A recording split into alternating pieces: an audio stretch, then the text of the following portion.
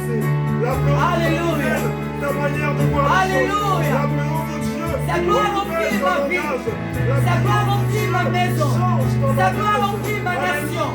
Alléluia. Alléluia, alléluia, alléluia, alléluia. Sois loué ce matin.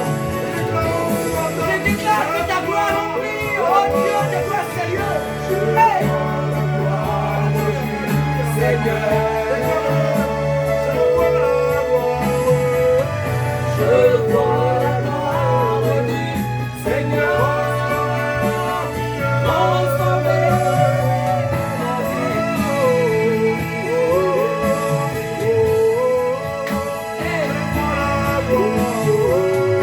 Je vois la gloire du Seigneur.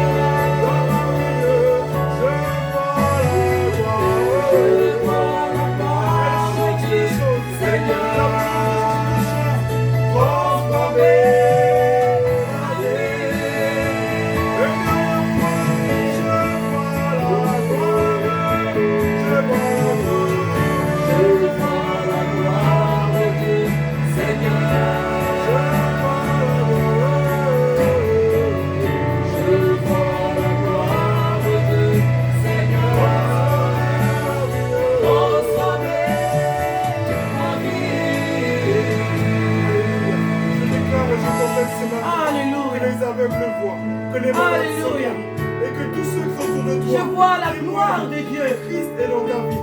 Dans les Ceux qui sont nations. connus quand tu étais dans le monde, Je vois la gloire de Dieu. personnes. Parmi Tous ceux son qui t'ont peuple. connu dans le passé, témoignent que tu es une belle Alléluia. personne. Tous ceux qui t'ont connu quand tu étais mort, déclarent. Laissons l'ennemi se pavaner. Alléluia. Alléluia. Jésus seul est Dieu. Gloire à ton Hey. gloire. Ta gloire. Lui seul sa gloire. Gloire et manifestation de Christ. Lui seul sa gloire. Manifestation de notre Dieu. Se voit et se verra d'éternité en éternité. Alléluia. Et tu l'as seul. Alléluia.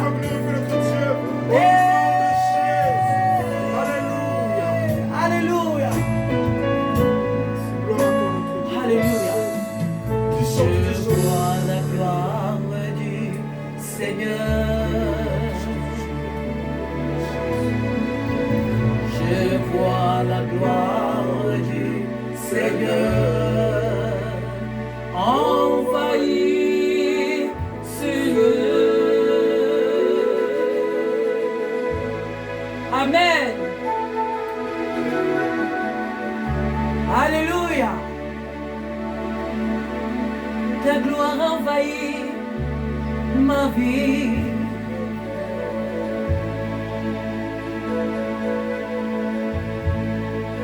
Ta gloire envahit ma maison.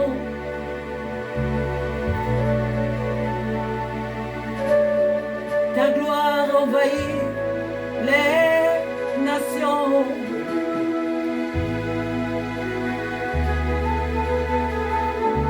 Je vois la gloire du Seigneur. Je vois la gloire du Seigneur envahir ce lieu. Amen.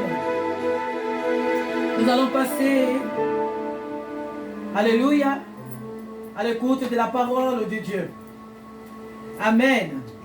Et pour cela, nous allons prendre le livre des Jean. Nous allons prendre le livre des Jean. Que le nom du Seigneur ce matin soit béni. Oh, sa gloire. Quelqu'un se dirait, mais c'est quoi la gloire de Dieu? Je vois la gloire de Dieu. La gloire de Dieu, c'est ce que nous sommes en train de vivre. La gloire de Dieu, c'est sa présence.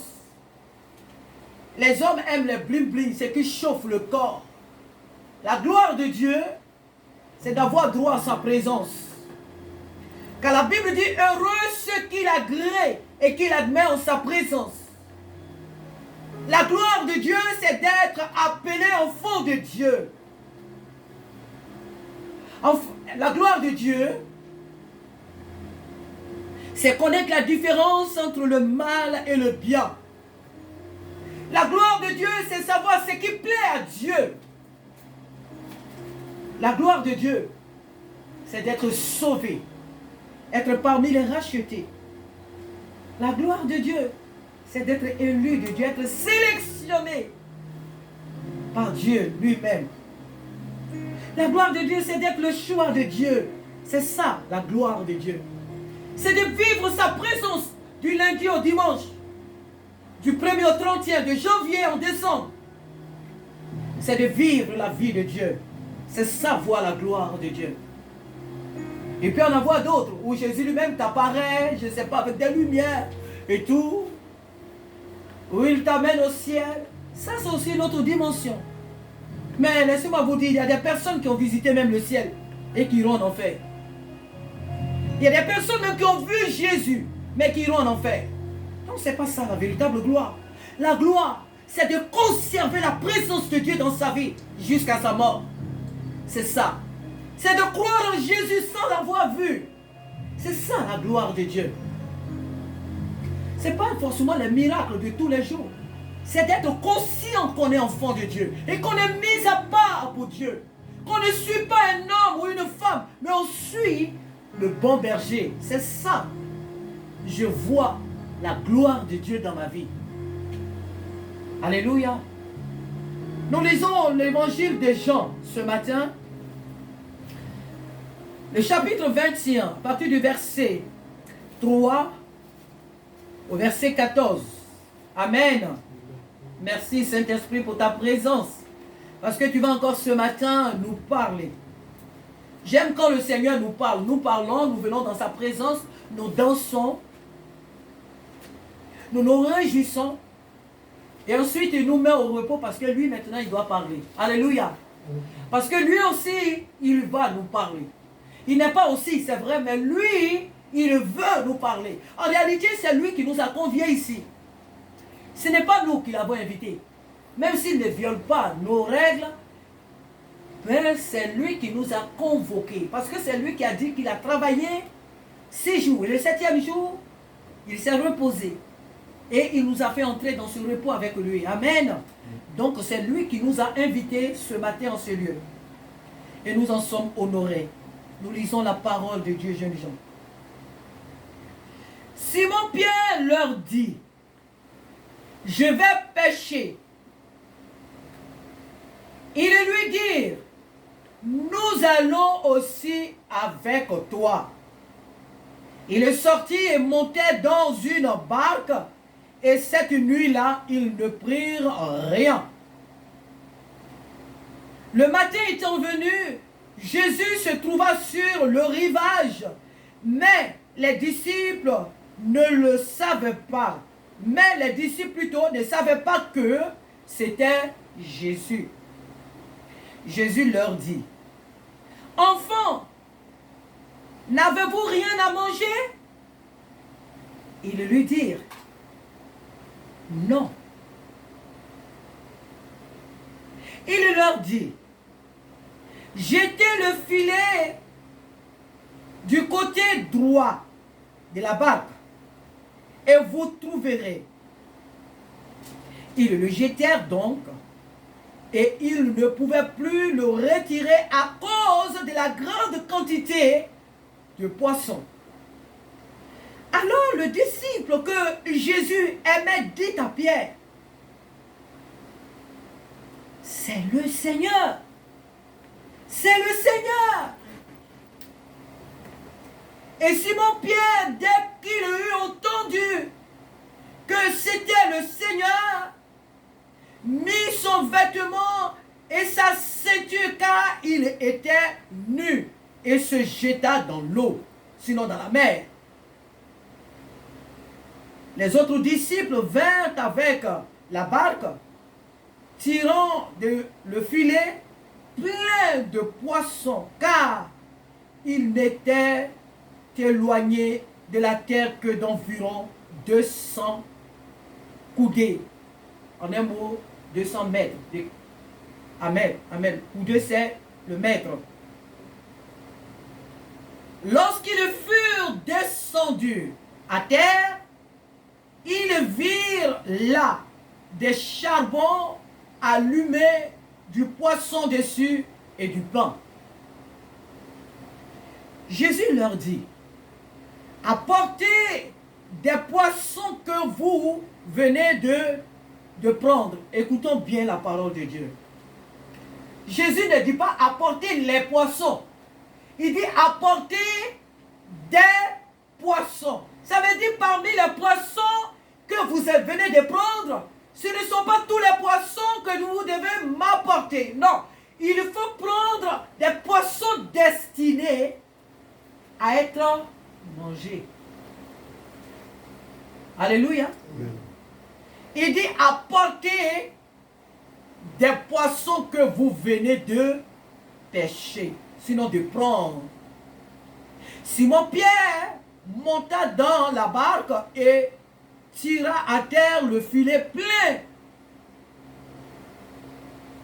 de 153 grands poissons,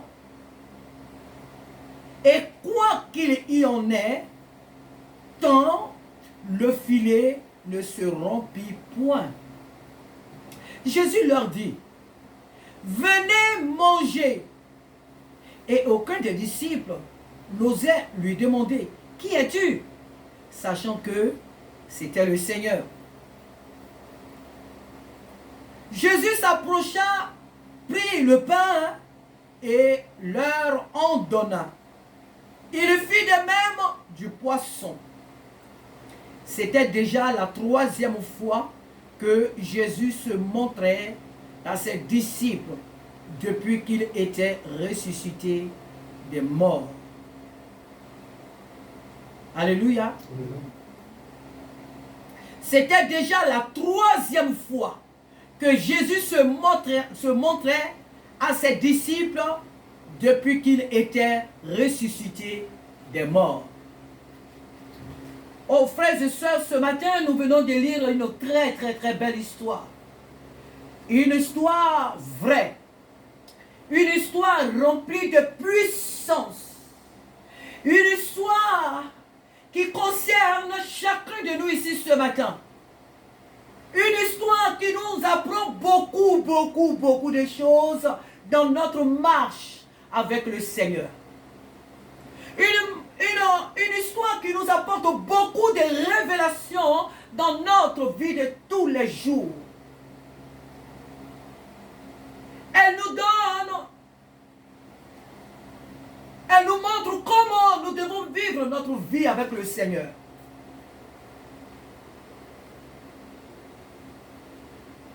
Déjà, je vais lire un petit passage ici.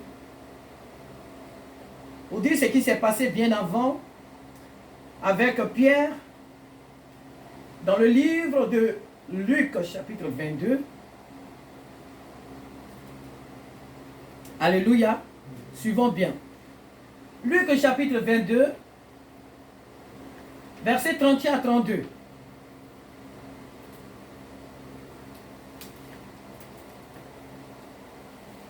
Le Seigneur dit, Simon, Simon, Satan vous a réclamé pour vous cribler comme le froment. Mais j'ai prié pour toi afin que ta foi ne défaille point. Et toi, quand tu seras revenu, affermis tes frères. Amen. Simon-Pierre n'est pas n'importe qui.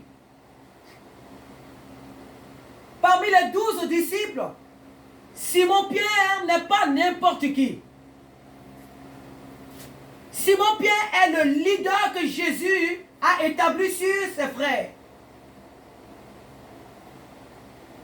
Simon-Pierre, celui à qui Jésus a donné la responsabilité d'affermir ses frères. Il n'est pas le Saint-Esprit. Mais Jésus lui a donné la responsabilité d'affermir ses frères, d'enseigner ses frères. Et donc, pour que l'événement ici ait lieu, Jésus avait déjà eu une conversation avec Pierre. C'est ce que nous venons de lire. Il dit, Satan vous a réclamé. Satan a réclamé tout le groupe. Mais il va prier pour un. Il dit, mais j'ai prié pour toi. Alléluia.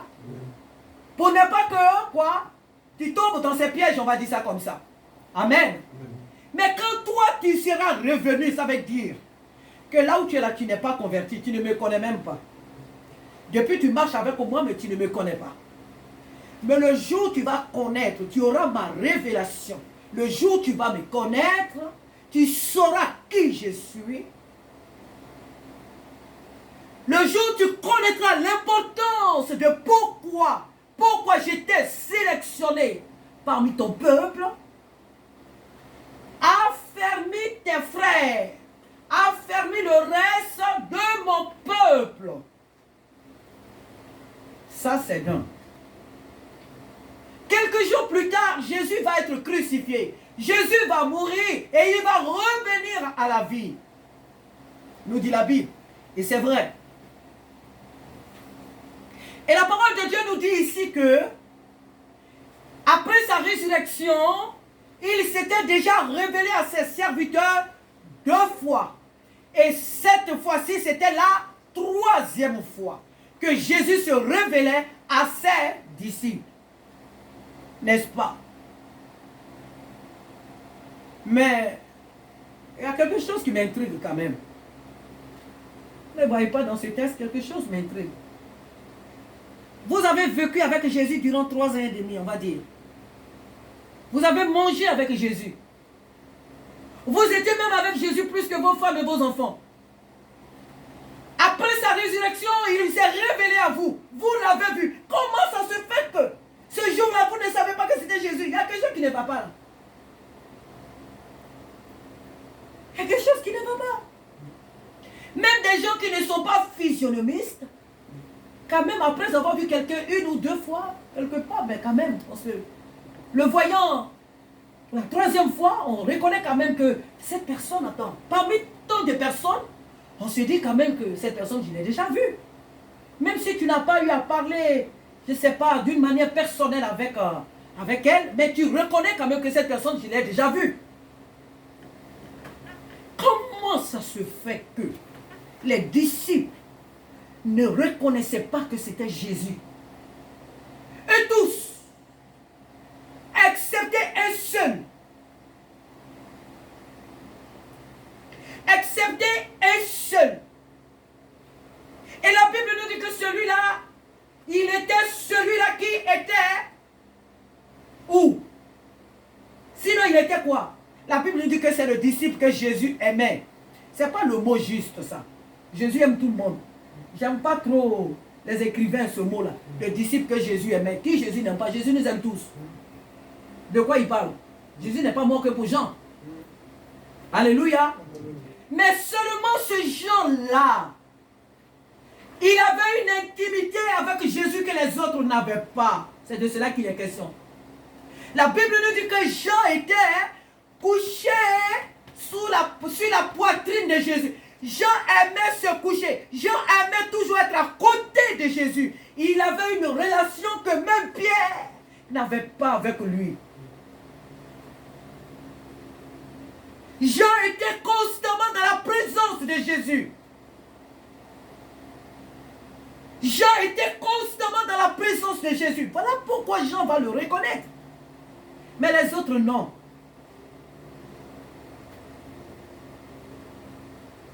Mais ce matin, notre passage que nous venons de lire, le titre, c'est quoi? Hey, alléluia. Vous allez bien? On est dans la présence de notre Père. Sentons-nous libres. Amen. Amen. Nous sommes dans la présence de notre Père. Et il veut nous parler. Le thème ce matin de notre message, c'est Jésus seul décide de tout. Jésus seul décide de tout. Tout ce qui nous concerne, tout ce que nous devons faire dans sa maison, c'est lui seul qui décide. Jésus nous donne souvent le choix quant à ce qui concerne nous, nos vies.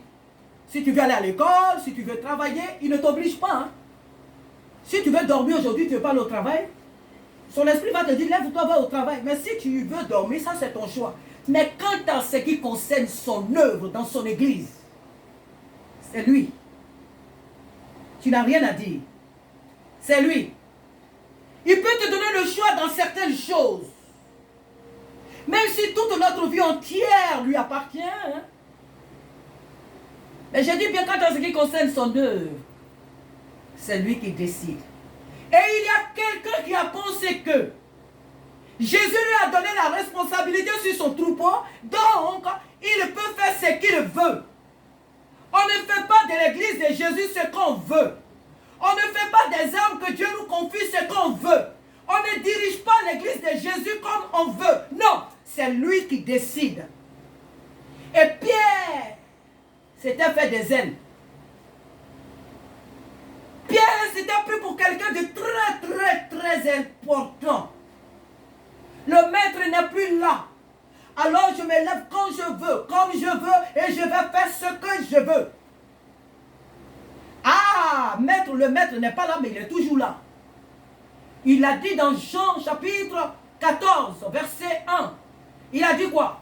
Que votre cœur ne se trouble point. Je suis avec vous jusqu'à quoi? Jusqu'à la fin du monde. Il a dit, je suis avec vous. Que votre cœur ne se trouble point. Donc que le maître soit là physiquement, il est là aussi spirituellement. Il est là plus que jamais. Il est toujours avec nous. Alors, il ne faut rien faire sans l'avoir consulté. Monsieur Pierre se lève parce que le maître est mort. Il m'a dit que quand tu seras revenu, il m'a donné la responsabilité de diriger l'église comme je veux. Il m'a donné la responsabilité de prendre des décisions comme je veux. Alors je me lève et je fais ce que je veux. Monsieur Pierre, il va se lever une nuit. Il va dire à ses frères, les disciples, je vais à la pêche. Ah ben, les disciples ont dit, nous aussi nous allons avec toi. Quoi de plus normal? C'est toi qu'ils ont établi comme que le maître a établi comme chef sur nous. Donc là où tu vas, nous trouvons que, nous pensons que là où tu nous amènes, c'est une bonne direction. Donc nous te suivons. Mais les disciples n'avaient pas compris que leur mentor là, il n'a pas consulté celui qui l'a établi. Et il s'est levé. Non, on ne se lève pas sans le maître. Alors il leur a dit, je vais à la pêche. Il dit, mais nous aussi nous allons avec toi. Et ils s'en vont. Mauvaise décision, mauvaise vision, mauvaise résolution, la folie des grandeurs. Il a cru en lui, Pierre, sa capacité. Moi, Pierre, je suis né pécheur. Toute ma vie, je l'ai passé sur les eaux avec mes parents. J'ai grandi dans l'eau. Moi, Pierre, je respire sous la mer. Les poissons me connaissent.